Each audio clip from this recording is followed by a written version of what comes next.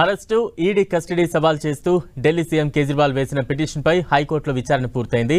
తీర్పును high court reserve చేసింది.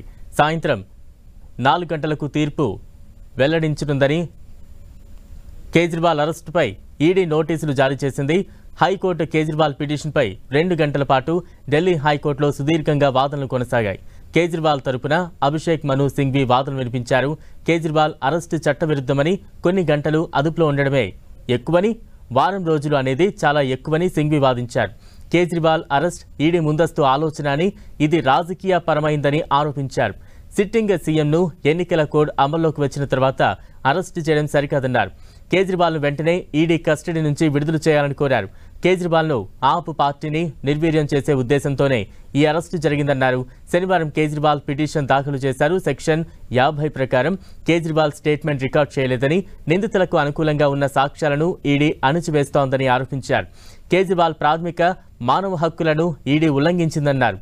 నేరాన్ని నిర్ధారించడంలో ఈడీ విఫలమైందని అన్నారు. లిక్కర్ కేసులో అప్రూవర్లుగా మారిన వారిని నమ్మడానికి వీల్లేదన్నారు సింఘ్వి. ఈడీ తరపు అడిషనల్ సొలిసిటరీ జనరల్ ఎస్పీ రాజు వాదనలు వినిపించారు. కేజ్రీవాల్ అరెస్ట్, మధ్యంతర ఉపశమన పిటిషన్లపై ప్రత్యుత్తరం దాఖలు చేయడానికి సమయం ఇవ్వాలని కోరారు. ఈడీ తరపున ఎస్పీ రాజు వాదనలు వినిపించారు. కేజ్రీవాల్ తరపున ఒకరి కంటే ఎక్కువ మంది న్యాయవాదులు ఉండటంపై అభ్యంతరం వ్యక్తం చేశారు. ఈడీ కోసం తాను 10 మంది న్యాయవాదులతో హాజరవుతానని ఎస్పీ రాజు అన్నారు. కేజ్రీవాల్ తరపున సీనియర్ న్యాయవాది అమిత్ దేశాయ్ వాదనలు అప్లికేషన్ రూపంలో ఇవ్వాలని న్యాయమూర్తి కోరారు.